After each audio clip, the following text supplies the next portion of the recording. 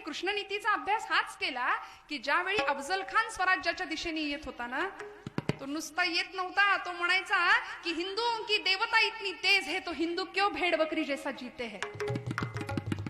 हा पंढरपूरचा विठोबा शिवाजी राजाला ताकद देतो काय, ही तुळजापूरची तुळजा भवानी शिवाजी राजाला ताकद देते काय. म्हणून अफजल खानाला खरं तर अगदी नॅशनल हायवे होता स्वराज्यात यायला, पण तो आला नाही, तो तुळजापूर मार्गे आलाय प्रतापगडाच्या पायथ्याशी.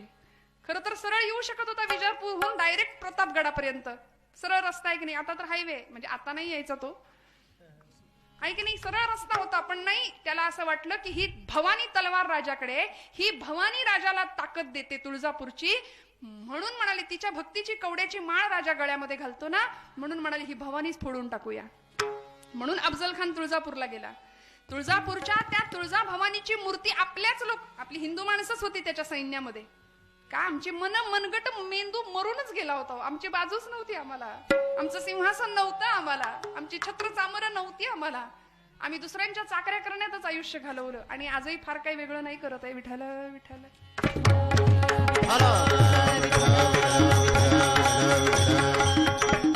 आणि तो अफजल खान ज्यावेळी आपल्या सरदारांना सांगतो की आणा ती देवीची गंडकी शिळेची मूर्ती उपटून काढा, आणि ऐका श्रोते हो, आपल्याच माणसांनी, त्याच्याकडे चाकरी करणाऱ्या लोकांनी त्या तुळजा भवानीच्या आदिशक्तीची गंडकी शिळेची मूर्ती उपटून हत्तीवर बसलेला तो क्रूर कर्मा अफजल खान नावाचा पठाण त्याच्याकडे ती मूर्ती दिलीये.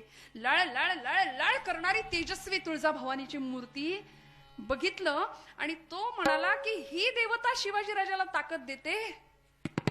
एका क्षणाचाही विलंब न करता खाडकन मूर्ती आपटली, ठिकऱ्या झाल्या मूर्तीच्या, जाती घेऊन माणसं बोलावली, भरडली मूर्ती, रांगोळी केली आणि तुळजापूरच्या प्रांगणामध्ये पसरवून टाकली. आणि अफजल खान म्हणत होता, खदखदा खदखदा हास्य करत म्हणत होता, मैंने परमात्मा की मिट्टी बनाई है, मैंने परमात्मा की मिट्टी बनाई है कोई मई का लाल जो मिट्टी से परमात्मा को फिर से पैदा कर सके.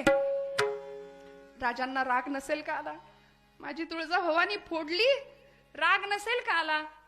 पण नाही, कृष्ण नीती अभ्यासली होती. म्हणाले अपने गली में आओ. आणि मग जेव्हा प्रतापगडाच्या पायथ्याशी, खरं तर पंढरपूरला सुद्धा तो गेला होता, पांडुरंगाच्या मूर्तीला सुद्धा तो हात लावणार होता, पण आमच्या काही भक्तांनी मूर्ती लपवून ठेवली म्हणून ती सुरक्षित राहिली पांडुरंगाची. प्रतापगडाच्या पायथ्याशी आणलं आणि मग विश्वासघातानी त्याचा कोथळा बाहेर काढला. का? कारण शंभू महादेव अधिष्ठान होतं. जटाटवी गलज्जल प्रवाह पावितस्थले गले वलंब्य लंबितां भुजंग तुंग मालिकां डमड्डमड्डमड्डम निनाद वड्डमरवयं चकार चंड तांडवं तनोतन शिव शिवम्.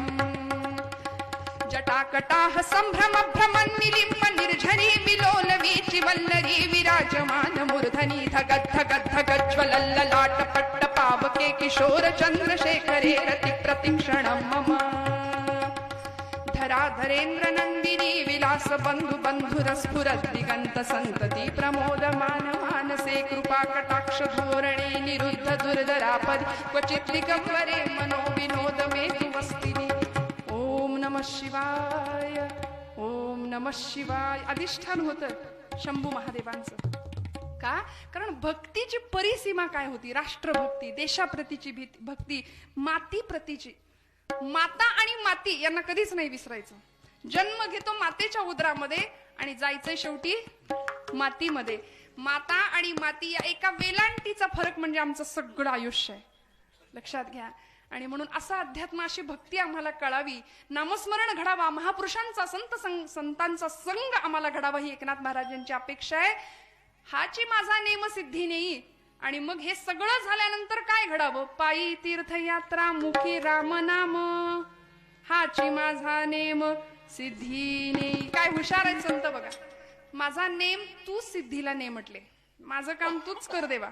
आणि देव सांभाळतो भक्ताला, भगवंत भक्ताला सांभाळतो. अनन्याश्चिंतयन्तो माम ये जना पर्युपासते योगक्षेमं वहाम्यहं. सगळा योग भगवंत वाहतो भक्ताचा. आम्हालाच असं वाटतं मी करतो मी करतो मी करतो, पण नाही, सगळं सोपवावं त्याच्यावर. बघेल ना तो. विश्वास ठेवूया थोडासा, संतांवर ठेवूया, भगवंतावर थोडासा ठेवूया आणि आपलं कर्म, आपले प्रयत्न उत्तम प्रकारे करत राहूया. पायी तीर्थयात्रा, नाथांनी मागणं मागितलं, माझ्याकडून तीर्थयात्रा घडू दे. सगळ्या संतांनी तीर्थयात्रा केलीये, स्वतः ज्ञानराजांनी तीर्थयात्रा केली, 1 वर्षाची तीर्थावळी केली. ज्ञानराज नामदेव महाराजांना म्हणाले, नाम्या चल तीर्थयात्रेला बाहेर पड. नामदेव महाराज काय म्हणायचे माहितीये का? नाही, माझा पांडुरंग विटेवरच आहे. कारण लहानपणापासून तोच पांडुरंग नामदेवांकडून जेवला होता, खेळला होता, हसला होता, बोलला होता, त्यांच्या कीर्तनात नाचला होता. नामदेव महाराज म्हणायचे, माझा पांडुरंग विटेवर आहे, मी त्याला सोडून कुठे नाही जाणार. पण ज्ञानदेवांना कळत होतं. म्हणाले, नाम्या शिंप्याच्या जातकुळी जन्माला आलास ना वेड्या, जगाला कळू दे रे नाम्या की नामदेव नावाचा शिंपी हा फक्त कपडे शिवणारा शिंपी नाही, अवघा देश आणि अवघा प्रांत शिवायला निघालाय प्रेमाच्या धाग्यानी आणि भक्ती नावाच्या सुईनी. अवघा प्रांत जोडला नामदेव महाराजांनी आमच्या. बाहेर पडले. 1 वर्ष ज्ञानदेवांबरोबर आणि पुढची 40 वर्ष एकनाथ नामदेव महाराज स्वतः एकटे फिरले, तीर्थयात्रा केली. आणि तीर्थयात्रा केल्यानंतर कळालं की माझा पांडुरंग फक्त राऊळात नाही, तो कुठे? तीर्थ विठ्ठल, क्षेत्र विठ्ठल, तीर्थ विठ्ठल, क्षेत्र विठ्ठल, देवा विठ्ठल, देवा पूजा विठ्ठल, देवा विठ्ठल, देवा पूजा विठ्ठल, तीर्थ विठ्ठल, क्षेत्र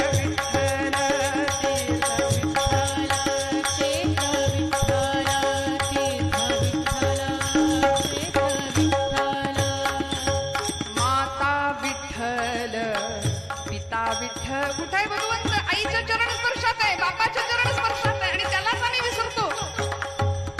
दिवस दिवस आईचं तोंड न बघणारी कार्टी आमच्या घरात आहे, आईला बघत पण नाही. नामदेव महाराज म्हणतात, पांडुरंग कुठे?